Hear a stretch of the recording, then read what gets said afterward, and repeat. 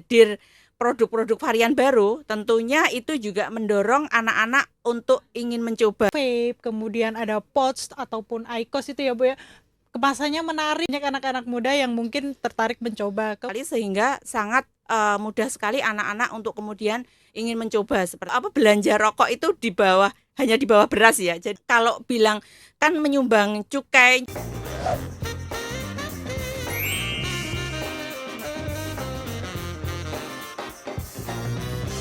Halo Sobat Sehat, kembali lagi di Kata Netizen.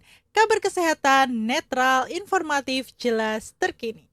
Bersama saya Linda, dan kali ini kita akan membahas sesuatu yang terlihat menarik, menyenangkan, trendy, tapi sebenarnya menyimpan banyak dampak negatif. Apa itu? Siapa yang tidak kenal rokok? Ya, kali ini kita akan membahas terkait dengan rokok dalam rangka memperingati Hari Tanpa Tembakau Sedunia dengan tema mengungkapkan daya tarik produk tembakau dan nikotin yang menyesatkan. Kali ini hadir spesial narasumber kita dari Quit Tobacco Indonesia yang merupakan proyek di bawah FKKMK UGM yang concern terhadap pengendalian produk tembakau. Beliau adalah tenaga kependidikan, pengelola penelitian, dan memiliki banyak pengalaman. Di antaranya memiliki hak kekayaan intelektual dalam penyusunan buklet panduan rumah bebas asap rokok. Dan pada tahun 2022 meneliti dampak tobacco advertising, promoting, dan sponsorship di sosial media terhadap perilaku merokok. Beliau adalah Ibu Tuti Istiani Estos. Apa kabar Ibu Tuti? Baik, Mbak Linda. Sehat Ibu? Alhamdulillah sehat. Alhamdulillah.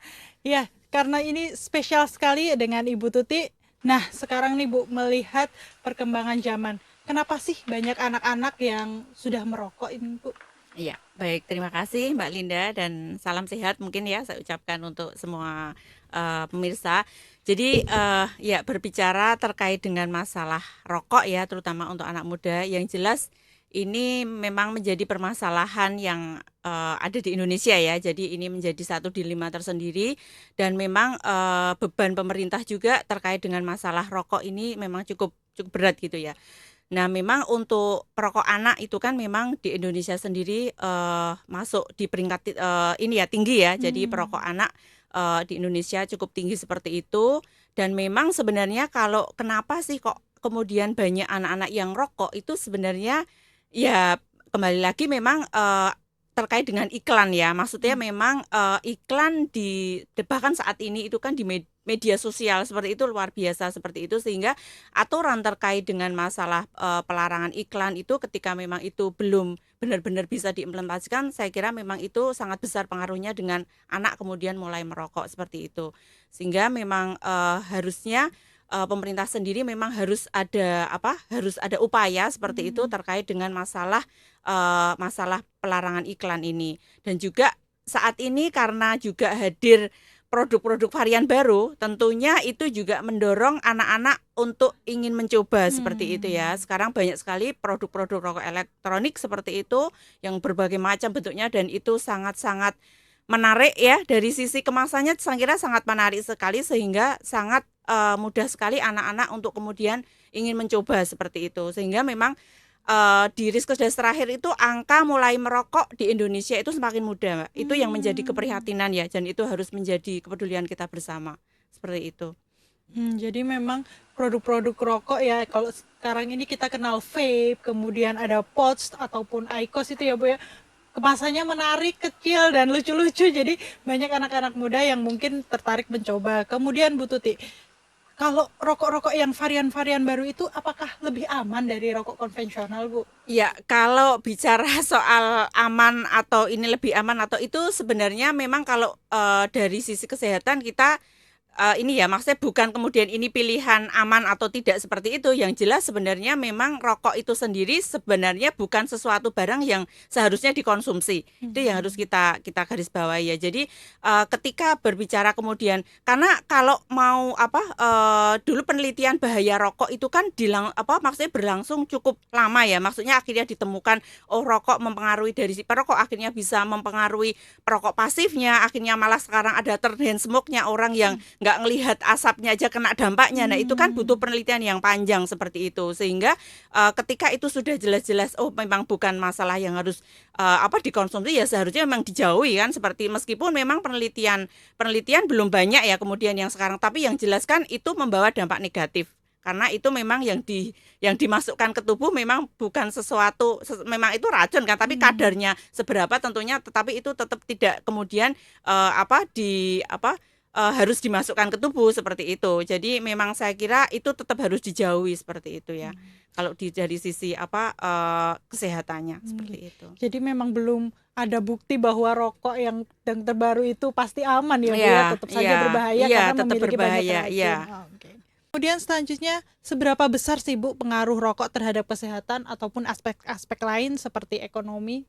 Ya, baik. Jadi sebenarnya kalau dampak rokok terhadap kesehatan, jelas mungkin itu sudah banyak ya, masyarakat kadang-kadang sudah tahu bahkan itu untuk perokok aktifnya saja sangat berbahaya, kemudian perokok pasifnya juga kena dampaknya, kemudian ada perokok tertennya yang dia tidak kena asapnya tapi juga kena sisa-sisanya juga ternyata itu juga berbahaya. Itu kan berarti kalau secara kesehatan jelas itu sangat besar sekali ya. Bahkan penyakit-penyakit PTM, penyakit tidak menular itu bahkan salah satu kemudian banyaknya yang muncul di Indonesia itu kan juga salah satunya karena merokok itu ya, selain dengan adanya gaya hidup sehat yang lain seperti itu. Sehingga memang kalau secara kesehatan jelas itu, bahkan kalau dibilangkan itu dari ujung rambut sampai ujung kaki itu ada dampaknya kan, kadang-kadang sampai seperti itu ya, untuk saking semuanya kena dampak di dalam tubuh kita seperti itu. Kemudian kalau secara ekonomi sebenarnya kita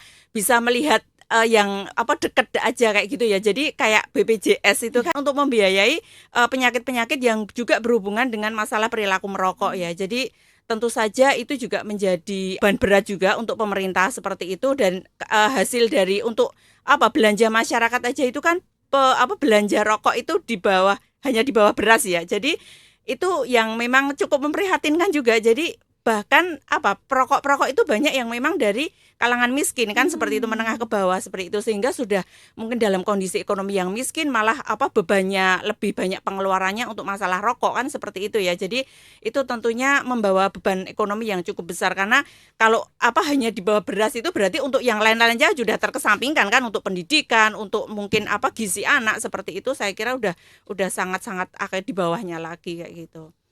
Ternyata memang dampaknya itu besar. Selain kalau kita tahu terkait kesehatannya jelas itu sangat banyak dampaknya, ternyata ekonomi pun juga sangat terpengaruh ya. Iya, dan kadang-kadang kalau bilang kan menyumbang cukainya menyumbang, itu kan ternyata juga kalau setelah dari dihitung gitu ya, maksudnya ada hitung-hitungannya, itu juga tidak berbanding signifikan seperti itu dengan apa yang sudah kemudian dikeluarkan dari akibatnya ya. Jadi saya kira itu memang sesuatu yang harus juga disampaikan. Maksudnya kita harus sadar bahwa ternyata bebannya itu juga sangat sangat luar biasa besar seperti itu. Jadi yang katanya para perokok nih bahwa penyumbang cukai terbesar ternyata salah ya Bu, ternyata justru lebih banyak yang diakibatkan oleh rokok, sehingga kita perlu mengeluarkan uang yang lebih lagi untuk mengatasi akibat-akibat rokok itu ya Bu ya. Oke, itu jadi salah ya para perokok, ingat. Kemudian nih Bu, terkait bagaimana upaya pengendalian rokok yang dirasa efektif untuk mengurangi, utamanya untuk para perokok pemula nih biar nggak coba-coba. Ya. Itu gimana Bu? Ya, memang yang jelas itu yang pertama tetap harus ada aturan ya. Jadi sebenarnya aturan itu kan sebagai penjamin masyarakat bisa memperoleh jaminan perlindungan sebenarnya seperti itu, sehingga memang aturan itu harus ditegakkan. Dan sekarang sebenarnya di PP 28 2024 ini kan sebenarnya sudah cukup detail ya, maksudnya sudah banyak yang kemudian, terutama masalah iklan itu sudah banyak dimasukkan seperti itu ya, aturan-aturan tentang iklan seperti itu, sehingga memang harus ada aturan itu yang memang mendasari dulu. Kemudian nanti bagaimana implementasinya kan, maksudnya ketika ada aturan itu kan yang penting itu masalah penegakan dan implementasi gitu ya. Bagaimana itu bisa ditegakkan, bagaimana itu bisa diimplementasikan seperti itu. Kalau aturannya bagus tapi nggak ada penegakan dan untuk implementasi, saya kira itu juga ya percuma kan, seperti itu. Jadi itu yang masih menjadi keprihatinan bersama juga. Jadi di Indonesia sebenarnya kalau aturan perda itu juga sudah cukup banyak seperti seperti itu, tetapi ternyata juga untuk implementasi yang memang itu benar-benar bisa ditegakkan itu ternyata masih sangat sedikit seperti itu, Mbak. Sehingga itu yang jelas aturan terkait dengan iklan seperti itu, karena sebenarnya ketika nanti iklan itu kemudian diminimalisir ya, bahkan kalau di negara lain bahkan malah sudah tidak diperbolehkan seperti itu yang paling besar kemudian untuk remaja, untuk anak-anak pemula itu kan paling besar mereka terpengaruhnya dari iklan. Kemudian nanti dari segi kemasan juga, makanya di dalam PP yang terbaru kan juga nanti ada standarisasi kemasan. Nah, itu sebenarnya juga kenapa harus distandarisasi? Karena nanti untuk menghilangkan jargon kayak gitu, untuk kemudian mereka melihat kalau yang ini bagus kemasannya, karena kadang-kadang untuk coba-coba gitu kan yang dilihat ada jargon, ada kemudian melihat fisiknya kemasannya seperti itu kan. Jadi memang itu harus kemudian kenapa nanti harus ada standarisasi seperti itu. Dan tentunya sebenarnya peran dari keluarga, kemudian dari sekolah seperti itu juga sangat besar ya. Maksudnya memang kami sebenarnya sedang melakukan kegiatan penelitian seperti itu yang kami melakukan upaya pencegahan merokok berbasis sekolah. Jadi kenapa anak remaja ini kadang-kadang mereka kan paling deket itu dengan teman sebaya. Maksudnya yang paling kuat pengaruhnya itu dengan teman sebaya gitu ya. Jadi ketika nanti teman sebayanya itu bisa kemudian saling memberikan informasi yang itu positif gitu ya, itu tentunya juga akan berpengaruh seperti itu. Sehingga kami mencoba sebenarnya membekali teman-teman kayak peer supporter kayak gitu ya, akhirnya untuk di sekolah itu mereka juga harus mendapat paparan yang bagus harusnya kayak gitu. Jadi mungkin memang ketika iklan nanti sudah bisa kemudian dikendalikan, tetapi bagaimana mereka nanti di sekolah kayak gitu, karena sekarang juga waktu mereka mungkin banyak ya di sekolah seperti itu. Nah, itu yang kemudian akhirnya harus kemudian bekerja sama termasuk keluarga ya. Jadi memang orang tua itu juga memegang peranan penting seperti itu, karena juga anak-anak kadang ngerokok itu juga menjadi norma. Kalau di sekitarku itu banyak orang yang ngerokok, orang tuanya misalnya ngerokok gitu, berarti kan itu nggak apa-apa kalau udah gede gitu ya. Itu kan sebenarnya menjadi sesuatu yang harus dijadikan norma bahwa keluarga berarti harus mendapatkan peranan juga seperti itu. Dan sebenarnya di PP terbaru itu sudah ada juga aturannya bahwa di atas harus kalau misalnya menjual kemudian ada membeli seperti itu kan harus di atas 21 tahun ya. Itu yang mungkin juga harus kemudian kita kita bisa berpartisipasi ke sana seperti itu, untuk kemudian memang ketika di bawah 21 tahun itu belum boleh sebenarnya untuk membeli, untuk disuruh, untuk kemudian bahkan untuk merokok aja sebenarnya kan belum boleh kayak gitu ya. Itu yang mungkin nanti juga harus ada semua sektor harus bergerak sih, Mbak, seperti itu ya. Jadi memang aturan itu penting ya, Bu ya. Ya, Bu, saat ini kan Kota Yogyakarta telah memiliki Perda Kota Yogyakarta nomor 2 tahun 2017 tentang kawasan tanpa rokok, dan juga ada Kepwal penetapan Malioboro sebagai kawasan tanpa rokok. Menurut Bu Tuti, sejauh mana sih regulasi ini memegang peranan dalam pengendalian rokok? Jadi sebenarnya adanya aturan seperti itu kan kembali lagi apakah aturan itu ditegakkan atau dan diimplementasikan. Jadi itu yang paling penting, dan itu tentunya nanti akan kembali kepada komitmen pimpinan ya. Jadi terutama yang jelas memang itu aturan sudah ada, itu oke ya, berarti itu kuncinya itu memang aturan paling nggak sudah ada.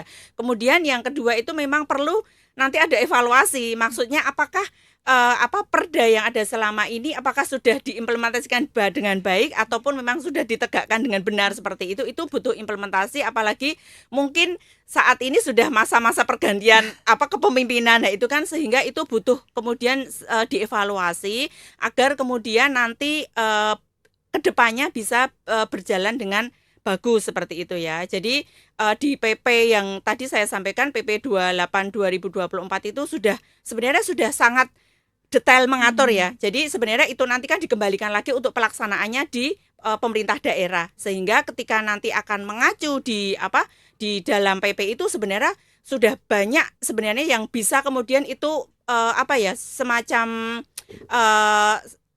langkah yang baik gitu ya, karena memang di situ termasuk iklan sudah tidak diperbolehkan seperti itu, bahkan di kawasan tanpa rokok itu juga harus kemudian 500 meter itu kan dari sekolah nggak boleh sama sekali seperti itu, tidak boleh ada penjualan seperti itu. Nah, sehingga kan memang nanti ketika itu bisa diimplementasikan daerah, saya kira itu sangat-sangat membantu kemudian untuk menekan para pemerokok pemula terutama seperti itu ya. Nah, Bu, di Kota Yogyakarta ini juga ada program RW bebas asap rokok dari tahun 2010 yang juga nih diinisiasi oleh KTI. Nah, bagaimana nih menurut Ibu? Apakah Iya. efektif nih bagi masyarakat Iya. terkait dengan RW bebas asap rokok? Baik, ya. Jadi mungkin saya cerita dulu kenapa dulu kemudian dari Quit Tobacco Indonesia itu mengembangkan satu program yang namanya program rumah bebas asap rokok. Jadi waktu itu kami mengadakan penelitian dulu ya. Jadi kami dahului dengan satu survei dan juga kami melakukan studi kualitatif seperti itu. Karena apa? Karena waktu itu sebenarnya sudah ada aturan dari pemerintah terkait dengan kawasan tanpa rokok. Kawasan tanpa rokok itu adalah pengatur public domain ya. Jadi memang kawasan-kawasan yang itu berhubungan dengan orang lain. Jadi maksudnya itu menjadi tempat-tempat umum seperti itu yang masuk di aturan kawasan tanpa rokok. Sehingga waktu itu, nah kalau misalnya kemudian nanti di kawasan tanpa rokok itu orang-orang dibatasi untuk merokok seperti itu, kemudian kalau misalnya akhirnya membawa rokoknya di rumah, nah itu kan menjadi korban akhirnya kan yang di rumah seperti itu. Sehingga kami membuat satu gerakan yang itu sebenarnya untuk kemudian mengimbangi ya, maksudnya karena sudah di public domainnya sudah ada aturan kawasan tanpa rokok, kami mengarah pada private domain itu ya. Jadi ketika ada di rumah itu kan sebenarnya benar-benar menjadi private domain ya. Jadi wilayah pribadi seseorang yang kadang-kadang makanya kalau dulu kan lah saya ngerokok di rumah saya sendiri kayak gitu, uang saya sendiri. Tetapi kita bukan itu sekarang. Karena apa? Karena sebenarnya ketika kawasan tanpa rokok itu aturannya dikeluarkan, itu kan sebenarnya juga salah satunya untuk melindungi para perokok pasif. Nah, kita akhirnya kembali perokok pasif itu nggak hanya di tempat-tempat umum, tetapi juga ada di rumah juga. Nah, bagaimana nanti dengan di rumah? Akhirnya kami mengadakan satu penelitian yang ternyata dari 54% ya rumah yang waktu itu karena kita juga ke suami istri ya untuk kita tanya itu mereka kan perokok yang masih ngerokok di dalam rumah itu masih tinggi sekali 87%. Dari yang 50 rumah tadi 57% rumah tangga yang masih mempunyai perokok, mereka 87%-nya itu merokoknya di dalam rumah, masih merokok di dalam. Sehingga waktu itu kami mempunyai program bagaimana kalau misalnya kita mencoba untuk merokoknya itu jangan di dalam rumah seperti itu. Karena akhirnya kan kami membuat semacam materi edukasi seperti itu. Kenapa sih kok orang-orang itu nggak boleh ngerokok di dalam rumah? Kalau ngerokok harusnya berapa meter? 10 meter dari rumah misalnya seperti itu. Itu kan kami, karena ini juga bahayanya bagi perokok pasif seperti apa, dan akhirnya itu mendapat dukungan ya dari masyarakat. Kita ada layanan konseling berhenti merokok juga yang kemudian di puskesmas ada ya. Jadi ada pelatihan juga seperti itu yang ketika memang akhirnya di tempat umum nggak boleh ngerokok, di rumah nggak boleh ngerokok, terus aku pengen berhenti, ada yang bantu nggak? Akhirnya di semua puskesmas sudah ada layanan itu. Itu kan sebenarnya sebagai satu pelengkap ya, bahwa pemerintah sudah ketika ada aturan seperti ini pemerintah sudah siap juga kayak gitu ya. Jadi sebenarnya program-program seperti itu, karena itu sebagai satu gerakan masyarakat, tentunya itu secara keberlanjutan itu akan lebih bagus ya. Jadi kalau sekedar aturan kadang-kadang ya sudah ini aturan, tetapi bagaimana masyarakatnya digerakkan seperti itu.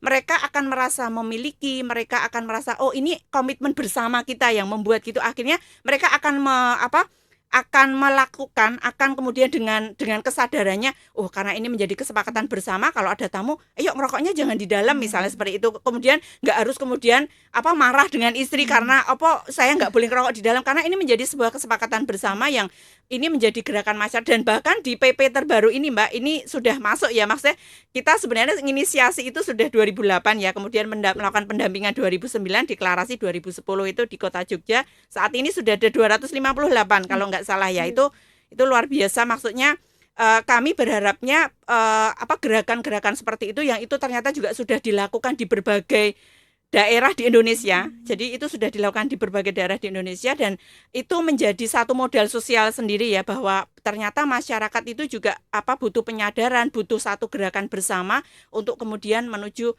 masyarakat yang sehat seperti itu. Sehingga itu saya kira penting juga karena menjadi salah satu peran serta masyarakat sendiri ya untuk kemudian melakukan pengendalian tembakau di Indonesia ini. Gitu. Jadi itu tetap harus disupport saya kira ya untuk Ya, gerakan itu. tentu saja Bu. Untuk berlanjutannya, insya Allah ya di kota Yogyakarta sendiri akan terus tetap melaksanakan RW bebas asap rokok ini. Dan tentunya ternyata memang peran dari lingkungan, utamanya dari yang terdekat, keluarga, masyarakat itu saling mengingatkan, itu memang berdampak lebih baik untuk kedepannya seperti itu, Bu. Bu Tuti, sebelum kita akhiri episode kali ini, bolehkah Ibu memberikan statement terakhir untuk Sobat Sehat sekalian? Baik, mungkin ya untuk semuanya saja ya, mungkin saya mengajak terutama juga untuk diri saya sendiri juga bahwa kita memang tetap harus peduli ya, yang jelas itu. Jadi itu menjadi dasar kita peduli yang mungkin apa yang bisa kita lakukan sekecil apapun, tapi ketika kita peduli, kita bisa kemudian melindungi seperti ya, melindungi anak-anak kita ke depannya seperti itu dan tentunya untuk generasi emas yang dicita-citakan tentunya juga bisa akan terwujud seperti itu. Wah, seru sekali ya obrolan kita hari ini. Intinya Sobat Sehat, lebih baik untuk tidak mencoba merokok, karena sejatinya tidak merokok itu lebih keren. Terima kasih Bu Tuti atas waktunya dan sudah mengungkapkan fakta daya tarik produk tembakau dan nikotin yang ternyata memang menyesatkan. Jangan lupa untuk share podcast ini ke teman, keluarga, dan orang-orang tersayang. Dan jangan lupa untuk follow, subscribe, and like agar tidak ketinggalan info menarik lainnya. Sampai ketemu di episode selanjutnya. Stay healthy, stay aware, dan bye-bye.